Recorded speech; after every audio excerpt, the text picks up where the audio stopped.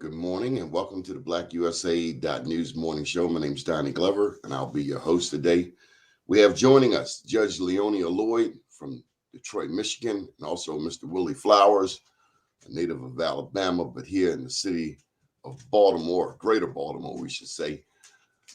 How are you both? Good morning. Good morning. Uh, so did you hear the news last night? Emmett Till, no new charges in the case. I did. Yeah, very disappointing. This whole period, his life, and what it represents. I think this the first, I guess it's the first documented Karen call that led to so much after that. I always pray that his life meant something because he was killed for some senseless nonsense that was common. Because you can accuse a black person of anything at that time in history and get away with it. She got away with it, but I think that his mother's courageous step to share his body with the world set off a lot of things that precede that followed that we all have benefited from. So that's what I pray that his life was worth something, in that it triggered, all the stuff that kind of ignited during that period. Brown v. Board, the death of uh, uh, everybody that followed. In addition to that, as you know, the great story about Rosa Parks was that she was inspired by knowing about this Emmett Till thing that encouraged her to not move to the back of that bus. And that triggered the Montgomery bus boycott. And we all have had inspiration from that period. So I think that the world has benefited from his life. His life was a seed that planted the modern civil rights movement that continues. Wow. Judge, your thoughts? Good morning. I totally agree with what he just said. To me, that his death fueled that civil rights movement. Even though this occurred 66 years ago, in the 80s, I met his mother, and we were all getting awards at this presentation, and she was flown into Detroit. And the minute she walked up there on stage, the whole place, I mean, this is years later, this woman said, I did what I did because I wanted the world to see. And I heard her myself say this. And I was a little girl, about 5 or 6, when this happened. And my mother always got Jet magazine. And I remember her, every year she pulled it out. And every year she pulled it out, she would just cry. Tears would come down her cheeks. My mother was from the South, Rock Hill. And my mother knew what the Klan had done in the South. My mother's house was burnt down, her mother. She owned 2 houses, the one across the street from each other, and one was burnt down by the Klan with a burning cross. My mother was told to run and hide under the bed. And this is a little girl that grew up knowing what the Klan did, knowing and seeing bodies like that hang. So my mother was looking at this, and here we are, little girls, maybe 6. And then the next year, and then the next year, and the next, till that magazine was so old. That little tiny magazine was so old, but my mother kept bringing it out. Now you multiply her by all these Black families who were affected just by the death of someone they never met. So by the time Leon and I were lawyers and we met his mother, you can imagine how we felt, because we watched our mother cry over her son, a man who she never met, but she knew what it stood for. She knew the pain and anguish. So that death of him fueled that civil rights movement. It has never been forgotten. They can close whatever they want. It will never, ever be forgotten. The rights, when you look and see what happened with George Floyd, etc., these are people now who stand up and say, no more, no more. And it's not against just, people who are unidentifiable, just plain everyday folks. These were officers. They are willing to stand up. But this came about. He lit the match with his death. It was a high price to pay, but it was one that he symbolized and continues to symbolize to this day. You know, he has given us remember when so much. I remember when Trayvon Martin happened. I remember seeing a photo of one side was Trayvon and the other side was Trayvon Martin. And as you just alluded to, George Floyd, Ahmaud Arbery, these other heinous acts where Michael Brown, Sandra Bland, Yes. and you know, it's a long list, but I think what we have to remind ourselves is, you know, we still got work to do. It's a reminder. I mean, my children were born in 2006, and I tried to steer them away from a lot of this, particularly as a father, I'm sure, and as mothers, you know that you don't, and trust me, I've spent a lot of bitter days being mad at white folks and what they do, you know, being from Alabama. But I had to be careful about that energy because I didn't want my sons to have the same type of energy without the experience. So they just walk around mad and don't know why, right? But so with that in mind, when these incidents were happening, I had to be very careful about how I introduced them to it. But the reality is, had I done it, look at the documentation. Since they were born in 2006, there have been consistent every other year, very public, very documented virtual assaults on people who look like them, you know, and attacks and contempt for Black bodies.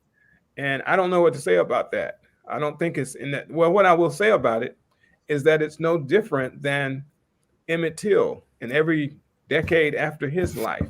Look at the bodies that have been left on the ground, left in the earth, consistent. So this type of thing is something that I think we as Black folks need to look at and consider that it's our responsibility, and whether it's a spiritual level, a psychological level, whatever, that we have to be collaborative in how we respond and prepare our children for the future, because they can't have another 66 years like this.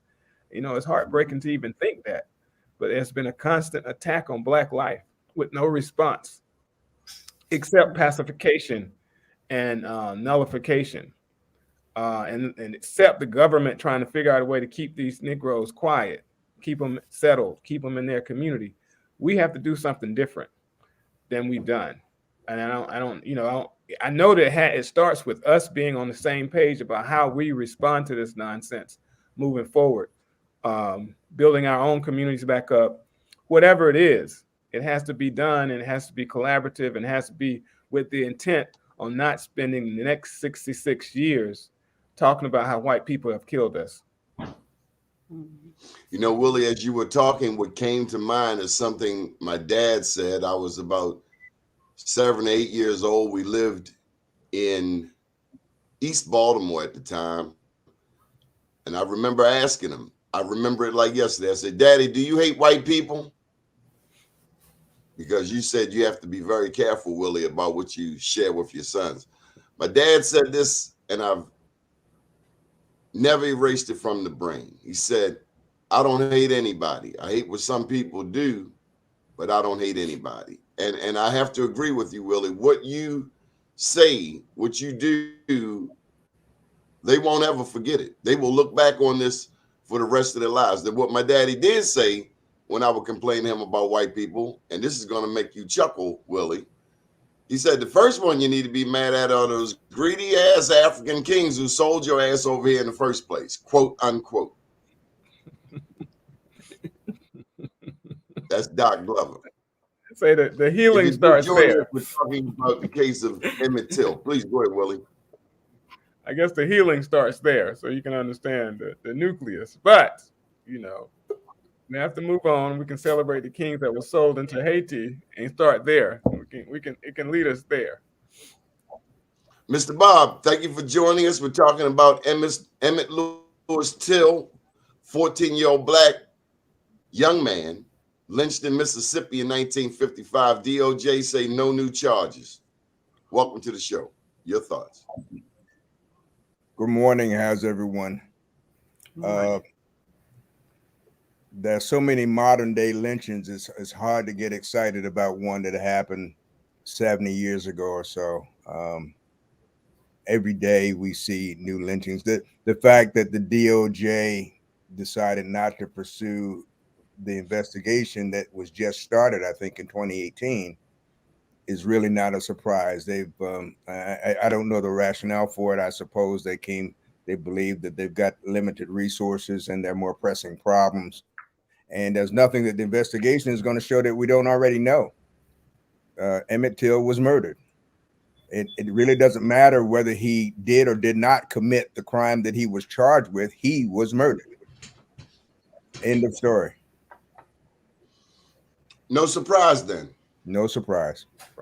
But let me also add, and I don't want to blow up your show, but I do think that we need to be pissed off.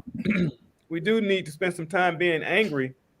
Angry with the point of letting that bleed out to be an example that we got to plant some new seeds, so that again, this nonsense doesn't happen again and again. And to your point, Donnie, about these, you say the African kings who lined us up.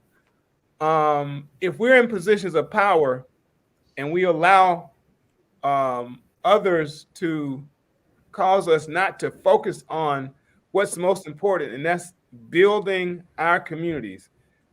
And I just read today redistricting in the district that we both live in.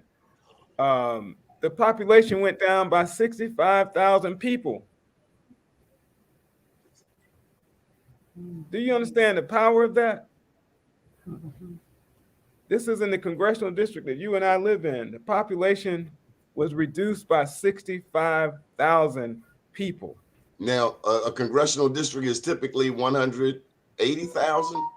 No, it's a little more than that. But the point is, it's reduced in 10 years. That's heartbreaking, and that means to me that somebody wasn't doing those things that are important, protecting property so folks can have some level of livelihood and generational wealth, protecting and creating jobs, giving business opportunities, talking about this thing about what technology is doing so that you can have jobs that are going to be forward.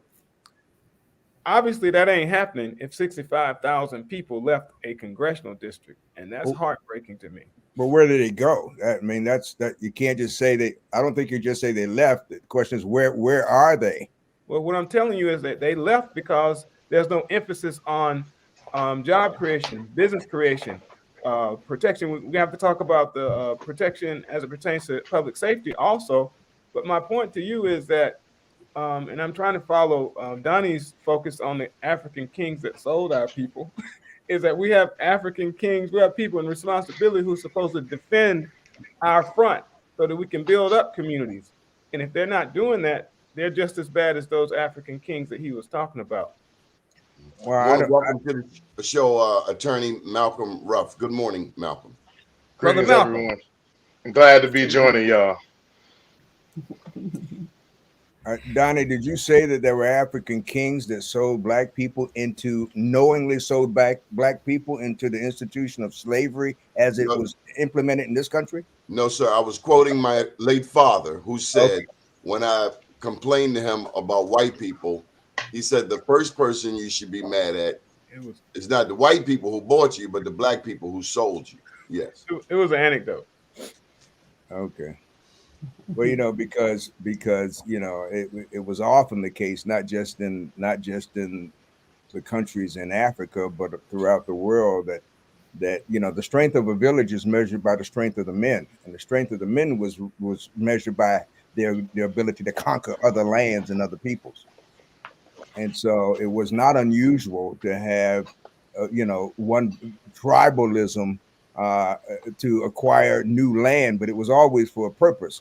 But I don't think there's. I would dispute that any African king or otherwise actually engaged. And I know that we were complicit. There were those that were complicit, but I don't think any of them understood what they were complicit in.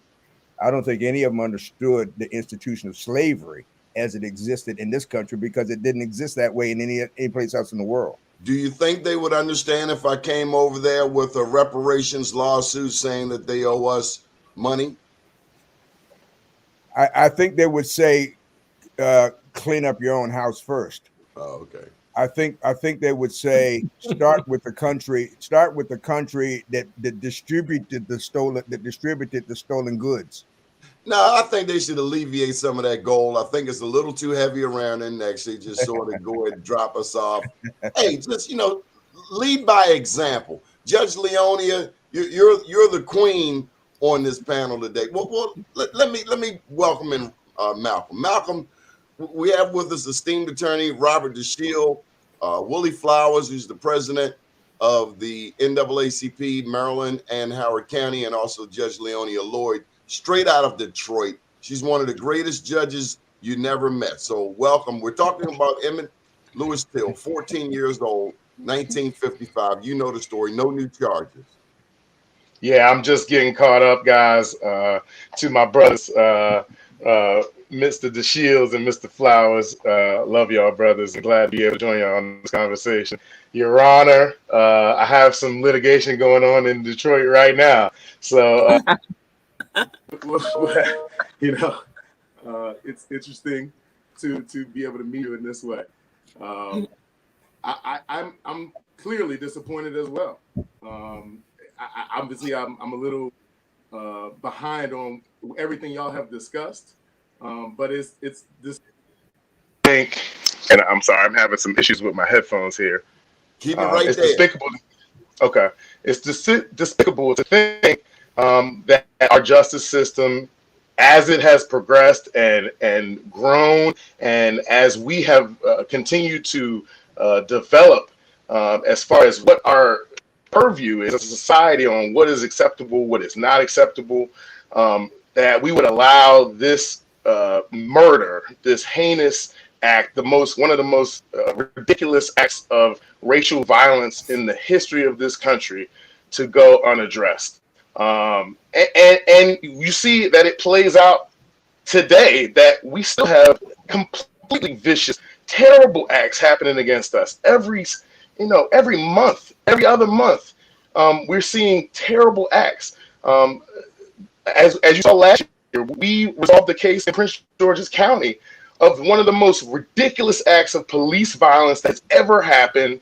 That is very, very reminiscent of Emmett Till, very reminiscent of Archie Elliott from 25 years prior to that happening. The ridiculous killing of William Green, by a police officer in close confines while he was handcuffed. It happens today, and for us to say as a society that we refuse to look back and say that there is enough evidence to hold someone accountable, that the entire country, if you've ever taken one look on Google, knows who did it, then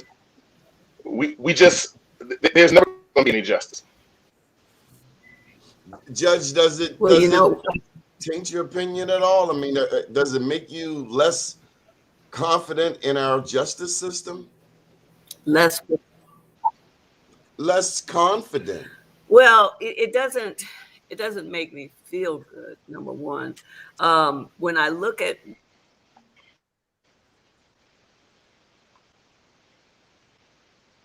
we lost her again.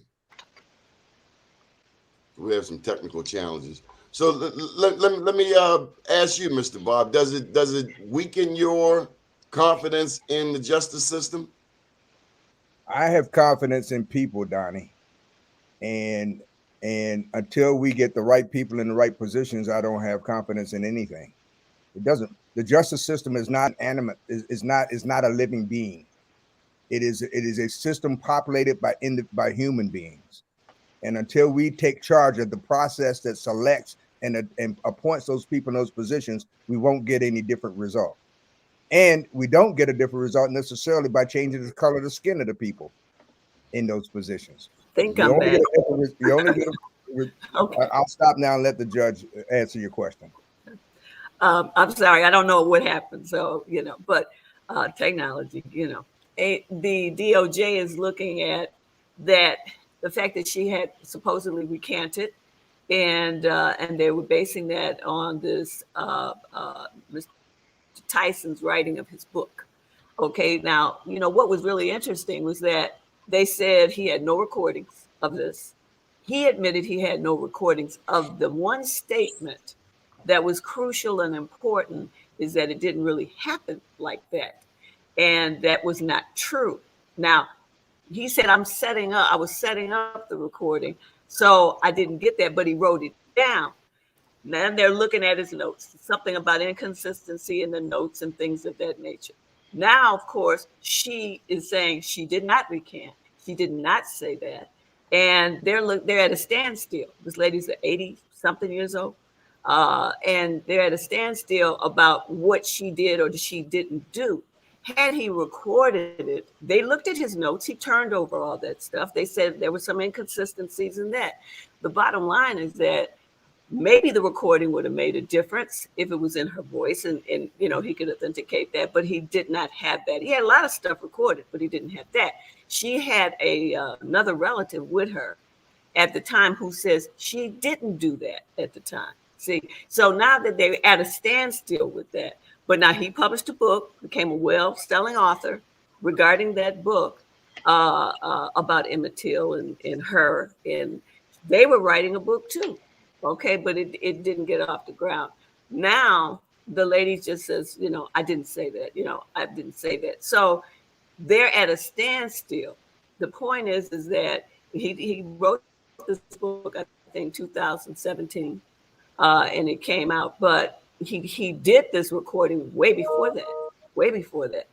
So, and he didn't come out with it in a book form until almost 10 years later.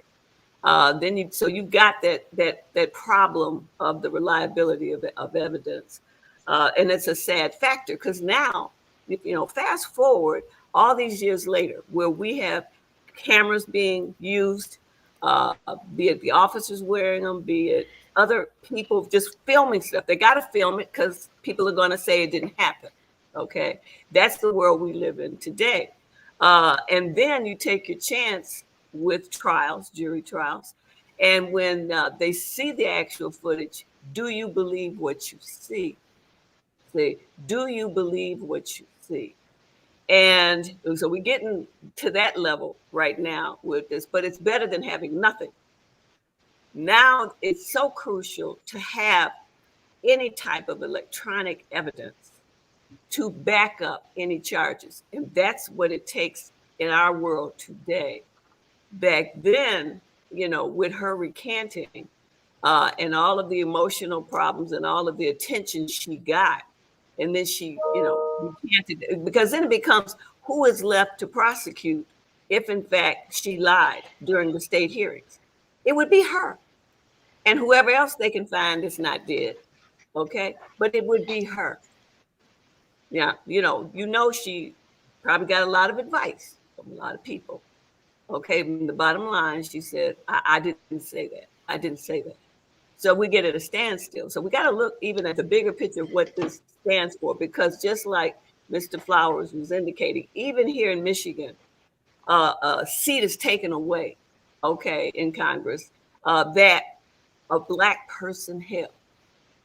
It weakening the base of what power we have, okay, to make change, okay, because we're going to have to use those tools of the law to do it. We have enough intelligent, highly educated people to run, and oriented people of the community to run in positions. But if things start getting shifted around, if every time, you look around, every time something is changed, like they're trying to change all these voting laws, so pretty soon, what, people aren't going to be able to get there to vote?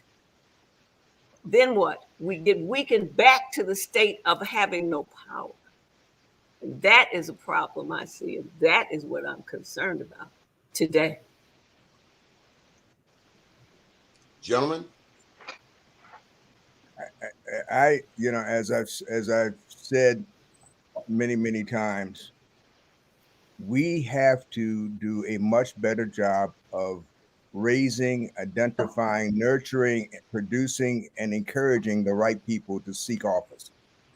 We the, it the real issue. There's only one issue in the universe that's important, and that's who decides who decides. Who decides who decides? We can't, Donnie, and others like-minded can't keep sitting on the sidelines complaining about the people who occupy these positions if we're not willing to spend the time creating the mechanism to identify and create a channel for the right people to occupy those positions. We've got to create there's no Black Leadership Institute. There's no mechanism where we begin to train our children to occupy and seek those and make sure they have the right mindset. You see, because what Carter Grant Woodson said many years ago is still true. The educated Negro is still our biggest enemy. He's our worst enemy because we're educated to deny everything that there was about being Black, culturally and otherwise. We celebrate a court decision that established as a matter of law that whatever was predominantly Black was necessarily inferior. We celebrate that decision. Brown v. Board of Education. We marginalize being Black by making everybody else like us or us like them. People of color. And I hear Black people talk about people of, what the hell is that? What is people of color? I'm Black, okay? When I used to be colored and I ain't like it. I changed that. Now we call people of color. That's how white folk overcome the guilt of what they did to Black people by making us just like other people that they didn't do that to, which lessens the burden that they have to carry, which lessens our claim to reparation. That's what this is all about. The whole issue here is, who does this country really belong to? In my opinion. Yeah, Danny, can I say something to counsel here? I agree, and that is that you got to prepare the next generation to be the next set of leaders. And like he said, there are no groups that do this to Black folks doing this. Well, the Wolverine Bar, which is our Black bar here in Michigan, recently sent out a notice indicating, looking at how they need Black judges to be in these positions. Okay. Now, this is just this is just a symbolization of, in terms of other parts of the legislature and everything else. They set up workshops. They said, we have a workshop for those who think they might want to be a judge. We want to help prepare you how to run, how to be it. And the ones who have won already are going to help be there to tell you how. You see, going into running for these positions, a lot of people don't know.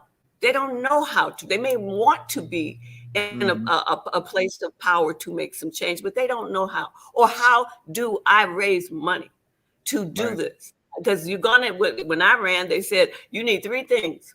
Attorney Lloyd, you need money, you need more money, and you need more money.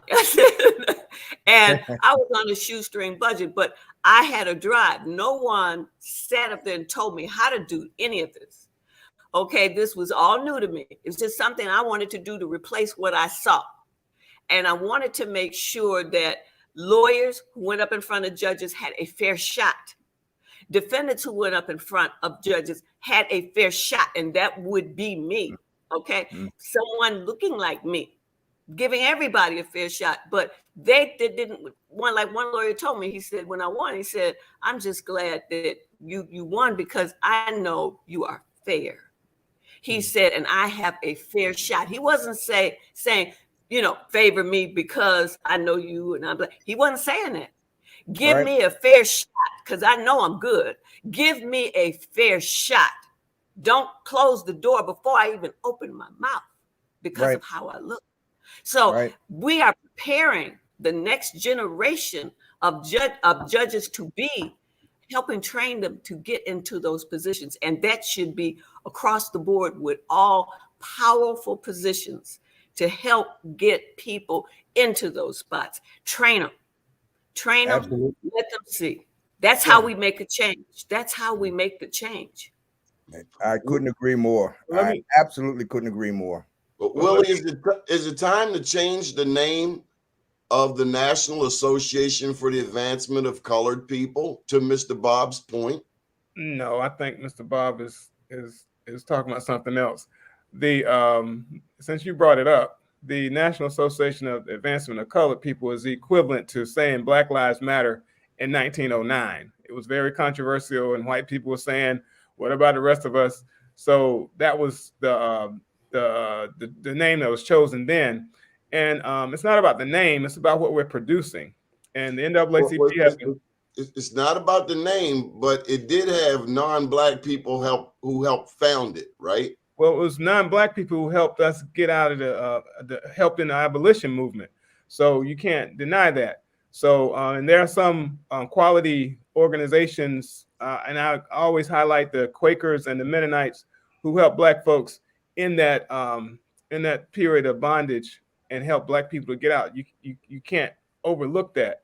But what I'm going to say real quickly about the track record of the NAACP, it is what it is, and it's written in history, and it's a long track record, and the fight continues. So, but what I was going to, I guess, express earlier, because of the NAACP, because of the Black church, because of Black fraternities, because of our stabilized institutions in the Black community, we do have leaders who participated since before 19. I ain't gonna talk about the foundation of the NAACP. And those organizations and the structure is still there. What we've allowed is for people to, debase our leaders, I guess, focus on our Black ministers, for example, who've called most. I'm trying to stop cussing. Who've been criticized more than anybody in history. Black ministers, leaders of our Black organizations, you name it. But that's where our leadership comes from. And if we debase them, nobody wants to go to those institutions to learn what the attorney was talking about. There's already a structure in place for leadership to happen. But they also can't debase themselves. The pastor can't be knocking off three ladies on the front row. That's my point. Everybody doesn't do that. And whatever you say about the Black church, it pales in comparison to what the Catholic Church has done to people for centuries. So I ain't worrying about the white pastor getting that. I'm just telling you that whatever you say about Black ministers, everybody is not doing it. I was raised by a lot of Black men and motivated by a lot of Black ministers, and they don't have that as their reputation. What I'm saying is there's enough leaders in our community to inspire young people to continue to fight, and that's what we should be doing. I gotta challenge you, Willie. A lot of the churches have left Baltimore City. I mean, Baltimore City is not the only place in the world. All I'm sharing with you is that even when I don't know what church Baltimore was the home of the second largest branch of the NAACP. So as you mentioned these historic institutions, my only question is, where they at? Well, like I said, they're still there, but membership organizations take membership. So unless people in the community want to step up, it ain't even about being in the larger institutions. How about doing something in your own block? How about picking up the paper and organizing in Baltimore City specifically? Just tell people don't throw it down. We do a lot of picking it up. Willie, with all due respect, we've seen more of you than we have of the Baltimore president of the NAACP, with all due respect. That's not what this conversation is about. What I'm trying to inspire is this conversation about we should inspire our young people, our communities to work in your community. Start on your block. And then that's where leadership starts. All this other stuff. Come on in, Malcolm. What is the current state of leadership, Malcolm Ruff?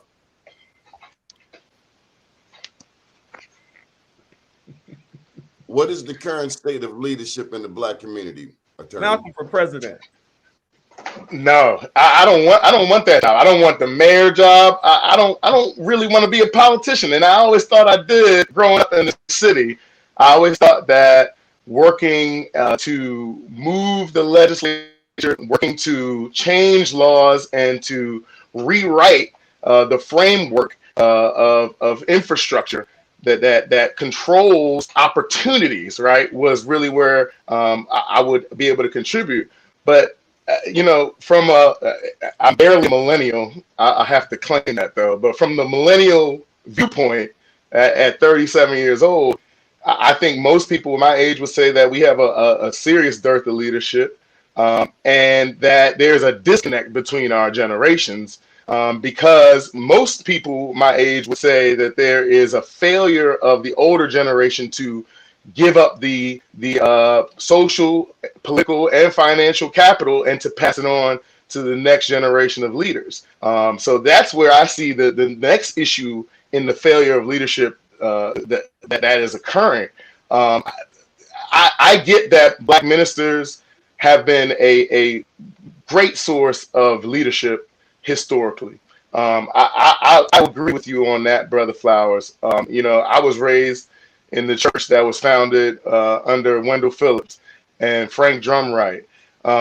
These are brothers, that just championed our struggles. But I think that there is a disconnect now between that generation and ours, and the generation that's going to have to take the baton right now.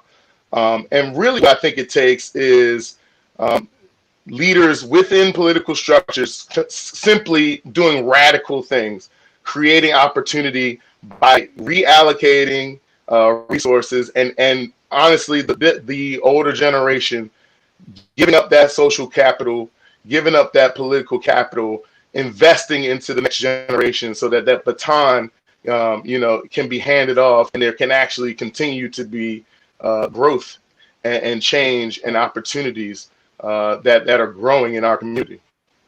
On behalf of the older generation, let me say that that one of the problems that I encounter is young people who are willing to learn, who are willing to listen. The young people that I encounter think that the world began with the day they were born, and that if you're over 40, you're already a relic. You have nothing to hand down because you have accomplished nothing that they seek. Or that they don't believe that they're already entitled to without any contribution from Brother you. Robert, I think you got a chip. Come on now. I'm gonna push back on both of y'all guys, because in Baltimore City right now, you can count the ways. The mayor is 37. How old is Brandon? What is he? 37. He's 37. Brandon and I were born 8 days apart. Okay. The state's attorney is what? She's maybe 40 something. I don't know if she's 39. I don't know if she's 40 yet, but go ahead. I think there has been a revolutionary takeover. When I moved to Baltimore in 2002, Malcolm can say what he was saying. I don't know why he's talking that, but you can say that then. You can't say that now. You look at you can break down every council member. There's a majority of millennials, I guess, on the council. You can look at most of the House of Delegates. The two, I'll say three, leading four. So you got Antonia Hayes in the 40th district. The 41st district is Jill Carter. The 45th is Corey McCray. The president of the Senate is in 43. What is he in 43? I don't think this is about the age thing. It's about what Brother Robert was talking about. They need to have some focus and direction, and to be intentional about healing these neighborhoods. And like I said, when we're talking about, and I looked up the fact that the population in the 7th district is 717,000, and we lost 65,000 people. You can blame that on who you want to blame it on, but I'm sure, and to answer his question earlier about where those 65,000 people went, they went to the properties, they went to the job opportunities, they went to the business opportunities, they went to the education, they went to the place where they could feel safe. That's where they went to. It's not about a place, it's about what you can do to build your family. And what I'm saying is, it should be the mission of anyone. We should be intentional about encouraging all of our elected officials to create that where they are, because all politics is local. Well, I think So I'm not saying that I'm sorry, Your no, Honor. no. Go ahead. Go ahead, Malcolm. He used I to was step agreeing. I was agreeing with Malcolm. I was agreeing with Malcolm and Robert in the sense that young judges that were coming up behind me, they would send them in to sit with me for training, and then they would come back, and I said, I'm going to show you what I have learned over 20 some odd years, what I've created to make your job easier. And they soaked it up like a sponge. They said they walked away with all this stuff carrying for me, and they said, I sat with judges. No one's given me any of this stuff. I said, I don't know who you sat with. I didn't really care. I just knew how to make their life easier as a judge and make it more thorough and complete and make their staff happy. If you have these forms pre-done that I created that you're gonna need. And one judge said, I'm getting these printed up. And he went a step further and made the court order them pre-printed for him. The bottom line is to take those by the hand and show. I've got people coming to me now saying, Judge, can I just sit with you and talk to you as females to learn? They want to learn. So you take the time to help them because they are stepping out there and you want them to be armed. And that should be the mindset of the generation that has gone on before and still may have power, still may or may not, depends. But you have the ability to help train that next group getting out there to make sure that they stand tall and correct and make sure they know what they're doing when they get out there. That's our job. The fact that a lot of them are bullheaded and think they know everything, right? And they're going to butt their heads. They will butt their heads because they're going into the wall. And you already see them butting in. I said, Right. I already know where they're going. They're already backwards. But the Right. bottom line is that if they listen and they start listening, then they kind of quiet down. And then they start asking questions. And then they go back and think to themselves, I don't know everything. You know, I'm not the new sliced cheese on the block here. I don't know everything. And learn, because that's what other groups do. They train. And They then, Your train. Honor, and then, Your Honor, I don't know about Michigan, and I used to have I was once chairman of the National Black United Front, and we had a very powerful affiliate in Michigan, Michigan Buff. But here in Maryland, we have a structural impediment as well. Some years ago, people thought that the way to get more blacks into judgeships was to put an age limitation, a mandatory retirement at age 70, which is the case. That was the wrong approach. The correct approach, if you just wanted to make sure that the opening was there, was to create term limits, not age limits. Because what happens is, by the time you get my age, and I'm speaking for the older generation, by the time you get to a point where you've accumulated some wisdom, hopefully, by the time you've accumulated some experience, hopefully, you're already 65 or 70. You're too old to go on the bench. You're too old to get in a position to pass on the kind of wisdom and knowledge that you're talking about. So what happens is in Maryland, I don't know about Michigan, but the people that get appointed or selected for positions are those with political connections. So you end up coming from the state's attorney's office, legal aid bureau, or some government agency. You don't get people with the background and experience that they need to bring to the bench. And so when you get those, and those are the ones who won't sit with you because they already come thinking they already know everything, because they've already been appointed or selected or anointed by the people that the only people that they admire. So that's why we have elections. That's why we have elections, because when you get out there and you meet all these people that you're asking them to vote for you and you're listening to them, you have to have some type of sense of connection with people. And when you get up there, it's a whole different thing. Now, the ones that get appointed and then get reaffirmed 2 years later, they have to get out there. And then they finally get that, okay, because they came, like you said, already appointed.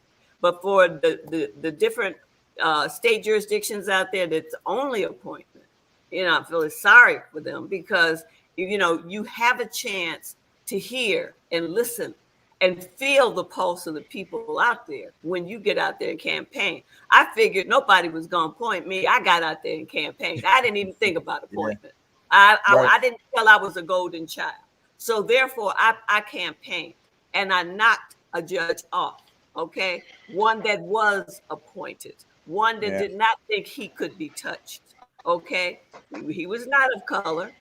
And he, but he left me a nice little note on my desk when I came and offered assistance. That's nice. I didn't need any, but at least he offered it. The bottom line was things were changing. And so that circle, by the time I'm up there in age on the bench at the time, I'm still training. I'm still training people. And what I noticed with lawyers that came in front of me, I would take meticulous notes during hearings and things of that nature. And so when, and I saw this when I first got on the bench, lawyers would repeat stuff as if that had been testified to, and it had not. If none of that had came into the courtroom, and I said, "What trial were you at?" Because the trial I was at, I've taken copious notes, and none of that was said. And then they looked at me and they said, "Oh well, we got one that ain't sleep. We got, because some of them judges they were old enough, they go to sleep and then they hear their name and then and of course the lawyer doesn't say anything." This Malcolm, one, have you ever done that? Have I ever seen that? I've absolutely seen that. No. Have you ever done it? No, without a doubt, no. Because I'm way too invested. When I'm at the trial table, I'm way too invested. But when you and he's right. The lawyers are invested in what they're doing, what they're trying to accomplish, etc. But when I got an overzealous one that it did not come out in testimony, that was never presented, and you just acted like it was, and you're reciting this for me to make a decision on, and that never came in. So, and I pointed out, I said, and particularly when I bound somebody over for circuit court, I said, look, when you get your transcript, I want you to read it. I want you to see what really happened here today. I said, and the defendant would look at his lawyer, and I said, because what you just said didn't happen. Yeah. But you will read what happened when you get your transcript and take it to your office and read it. So, but the bottom line was but the training, because if in fact, and a lot of judges don't leave the bench until they can't stay. Okay, I left when I wanted to. Okay, but some stay. I didn't do that. The bottom line is that they know. Lawyers know getting in front of judges who's listening and who ain't. They know who they're in front of. So, but the training has to be there, because even on my very last day, they had new judges saying, can I sit with her? I've heard about her. And they sat with me right when people are bringing in food for the festivities for me leaving. They sat with me giving the stuff that I do at that time to a defendant. And they said, I learned so much from you today. I just took notes, everything you said, everything you did, how you reached out. Training has to go on from the ones who are there in power and getting ready to lead. Pass it on so that it continues and make it grow. That's all I say. Yeah, that's I agree. Let me jump back in and piggybacking off of what you said, Judge, because I understand that there are young people that are in places of leadership now, right? But I think what we have missed was the coalition building that was of yesteryear, right? That type of culture has not been passed down. So like Brother DeShield said earlier, you can put people in certain positions all you want, but if they don't have the tools to build coalitions and be able to take it to the next step, right? We've established ourselves as a city in Baltimore and in Detroit as a city that is controlled by Black people. Yet we still have structures that limit Black leadership, right?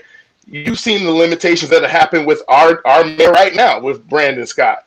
As a 37-year-old young man, he is limited by the structures and is hamstrung by the failure of passing down comprehensive leadership. There's tension between our generation and the older generation, there was a lot of people in the older generation that did not want him to be the leader, right? So just because there are younger people coming into leadership doesn't mean that there's been a comprehensive passing down of power, right? And ways of effectuating change that's going to take it to the next level. And I think that's what Judge Lloyd is talking about, is sitting and earnestly investing and saying, this is how we've done it. And let's now together figure out how we're going to move forward after I'm gone, because I got to see that there's a comprehensive change in the power in the power structure. Right. Well, in Maryland, Malcolm, the judges that affect the lives of most people on a regular basis are all appointed for life. Those district court judges. They're not elected. They're district court, and they're appointed for life. Correct. Right? Those are the judges that affect most people's lives on a daily basis. Absolutely. And they're all, and not only that, politicians, and I have to tell you, I represented Congressman Mitchell when he first went into Congress, when they didn't want to recognize he had won the election by 65 votes. I've had politicians as part. Elijah was my partner for many years, and I would tell you, regrettably, every politician that I've come to know, except for Perrin Mitchell, their first and only and primary objective was getting reelected. Period. I saw them all change. I saw it happen with Elijah. I saw it happen with Kwesi. I've seen it up and down the line. The measure of good leadership, is your willingness to sacrifice for the people that you claim to be leading.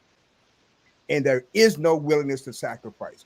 They all want it, but they're not willing to they're not willing to do what the judge did. They're not willing to go door to door with no money and walk to the soles of your shoes got holes in them because you don't have money to do TV ads or you got to go door to door. You got to eat a lot of watermelon and cantaloupes and fried chicken and all of that. And you got to talk to the people. You got to flesh the flesh. They're not willing to make that sacrifice. They just want to go to. They grew up with such a sense of entitlement. Right. We want to make lives so much better for our children that we forget the most important principle of growing up, and that is teaching them to sacrifice. Sacrifice is not intuitive.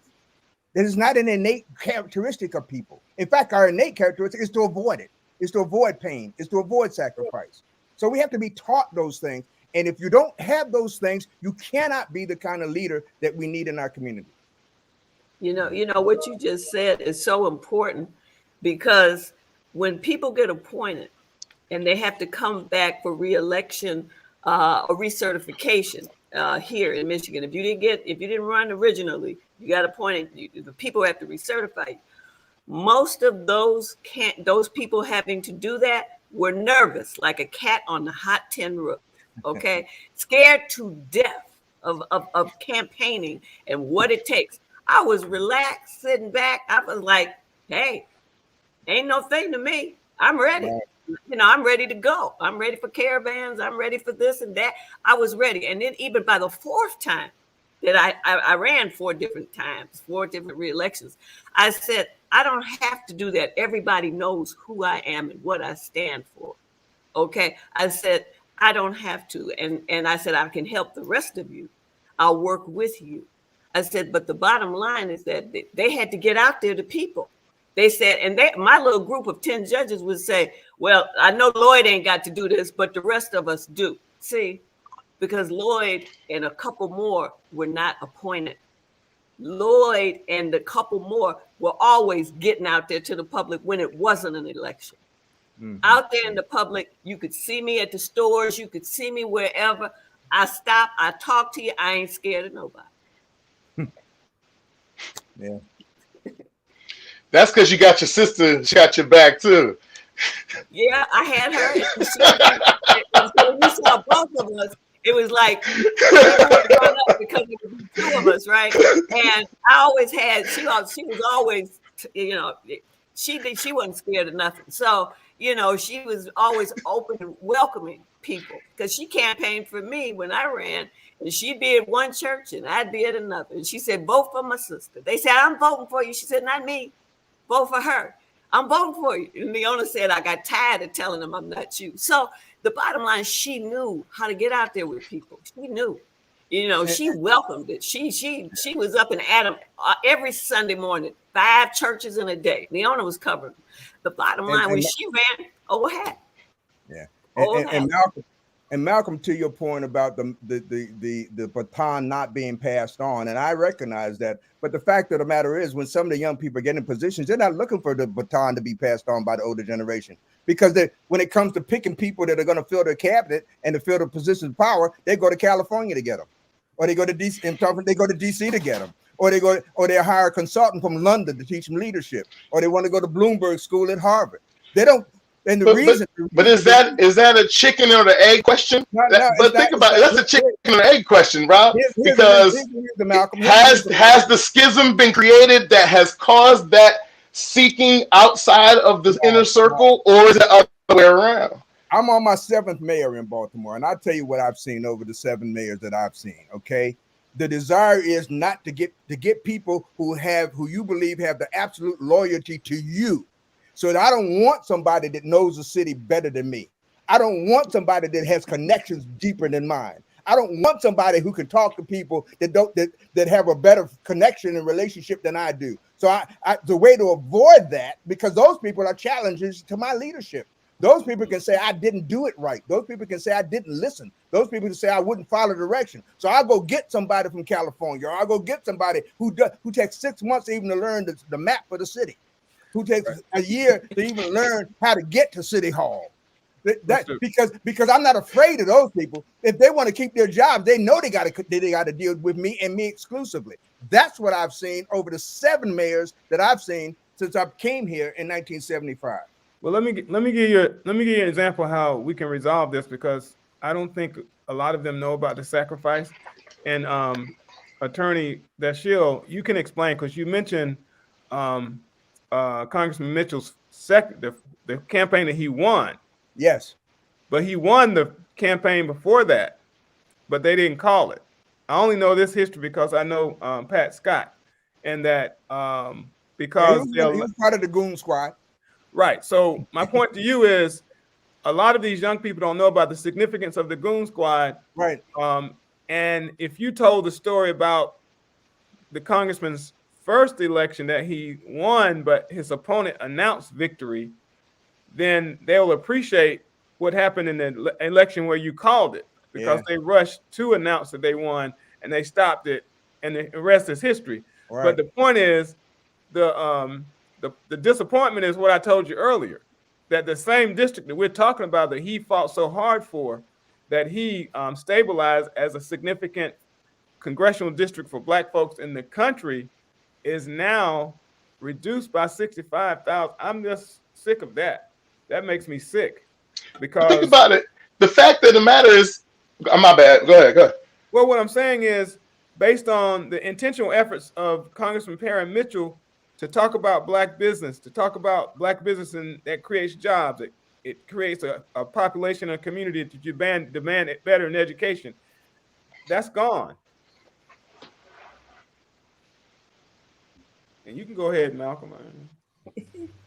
Well, no, my bad. So I think the fact of the matter is that, if you ask people my age, they wouldn't know who the Goon Squad is. The only reason why I know who the Goon Squad is because Terry Taylor was a deacon at my church, and he was one of the people that reared me, right? And so you also talk to people my age, and they come to me and they say, "Oh my goodness, the fact that you have a living legend at your fingertips at any moment, and that you can sit there and hear all the stories of the civil rights actions that Billy Murphy and all of his cohort did." That's something I wish I had, and there's something I don't have. I don't see that with folks that we got, like I said, that we have to pass the baton to. So I feel like I'm in a rare position where people don't normally take the time, right, to ensure that this comprehensive passing of the power happens. And I get what you're saying, Bob, about the willingness to take it on and the control freak aspect of our generation, and wanting to be able to imprint, our mark of leadership on what we're doing, right? We have to figure out, and I was waiting for the solution, Willie, because we have to find the way to move forward. But at the end of the day, there's been a poor job of passing the culture down, because there's no reason people my age don't know the stories of the Goon Squad and the abilities that they had and the way that they were able to maneuver power and coalition build. And the fact that we have so many young people in leadership right now in the state of Maryland, but still haven't been able to go to the next step is my point, and proves his point is proof positive of the failures there. Judge Leonia Lloyd, you want to have your final word? We're going to close Yeah, on out yeah. for today. Thank you for joining us. Okay, I was listening to what Malcolm said. Here in Detroit, for example, I belong to a group called Black, which is a group of graduates from Wayne State's law school. And we, as lawyers, want to make sure the next generation coming into the law school gets the advantage, and we're mentoring them. We're mentoring them. We have groups set up where they mentor, they follow the lawyers around in the different professions. We are mentoring this next group of young people coming in so that they understand. And it's a relatively new group. We're 2 years in existence. They've already started this. The little mentees, they like ecstatic that they can learn from seasoned lawyers in different positions that are Black and graduated from their school that they're in now. And so this is what we need, as Malcolm said, got to connect that group, be it the millennials like him, et cetera, that are coming in with the people who've been there. But I understand what Robert is saying, and I've heard exactly what he said happened even here in Detroit, with people in powerful positions like the ones he's talking about, and looking out for themselves and not someone who is using a position under him to step over him and to take his spot in place. So it's a fine line that we got, but we have to get the next generation ready. And maybe them knowing and understanding, listen, it doesn't cost you anything to listen. You just might learn something. Yeah. That's Willie me. Flowers, your final thought. Yes, indeed. I think that again, Malcolm just acknowledged the name of Terry Taylor, and Terry Taylor was a young person as well as Pat Scott was a little older than him when that historic election happened in the 7th district. But I just was lucky enough to meet and work with Pat Scott when I moved to Baltimore, so I got that history first, and I've never given up on believing that Baltimore can create a structure to have a pipeline of leadership. And I just believe that. And because I was inspired by the same thing in my home state of Alabama, if anybody knows about the Alabama Democratic Conference. So that's where I'm stuck on that. I believe that we have enough talent in the community. I go to my job in Park Heights every day, despite the vacants and all this and the trash and all that. I have to believe that there's a child in that community who can, the word can get them and they can come out of those holes and make something good of this city because that's their experience and they don't want anybody else to go through what they went through. I believe that. And that's why I know Malcolm. Malcolm from Park Heights. Yeah, he lives right down the street from my job, and I met him. No, I grew up 3 blocks from your center. I was inspired when I met that brother. I was like, yes. And that's what I'm talking about. The only thing is he pledged sickness, so I ain't going to hold that against him. But the point is, I believe that there are other Malcolms in that community. I believe it. Attorney DeShield. I grew up in the town where in front of the courthouse there were 2 water fountains, one for colored and one for white. I grew up in a town where there was a zoo and a public park that had swimming pools, but that wasn't our public park. We had a running creek where you could get underground current and get drowned, and we had a jungle gym. That was our park.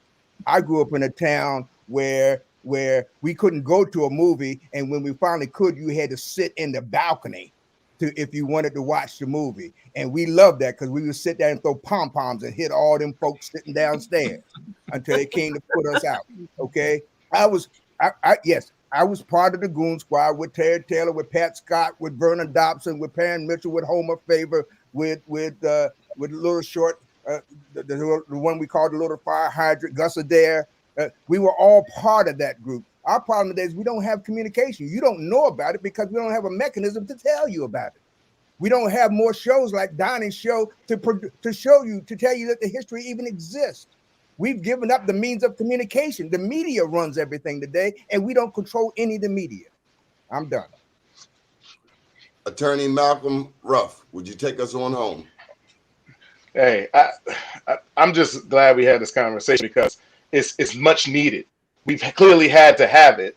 And so I'm committed to tapping into you, Bob, more than I have, and to, renewing the pledge of taking up the baton and making sure that we are comprehensively taking our struggle, our fight to the next level, because there's so much out here that we got to address. We got to get these kids opportunities in these neighborhoods in Baltimore City, or they will be lost, and we already know that. And we're losing them every day. And Brother DeShields is right. We got to get them trained. Judge Lloyd is right. We got to get them trained. We got to grab them.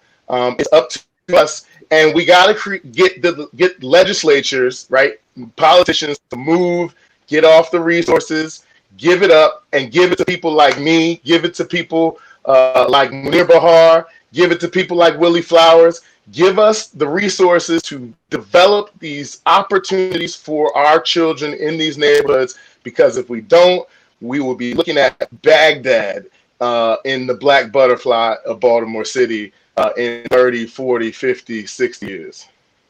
My late friend, Reverend Frank Drumright, was mentioned in the show. I think it was you, Willie. He made me memorize. No, it was me. He said, go ahead. He made me memorize an MLK quote that I'll share with you. He said, the richer we become materially, the poorer we become morally and spiritually. We have learned to fly the air like birds and swim the seas like fish, but we have not learned the simple art of living together as brothers and sisters. On behalf of Judge Lloyd, Willie Flowers, attorneys DeShields and Ruff, my name is Donnie Glover, and thank you for joining us today. We'll be back tonight at 7 p.m. Good morning, world. Cheers, everyone. Great job.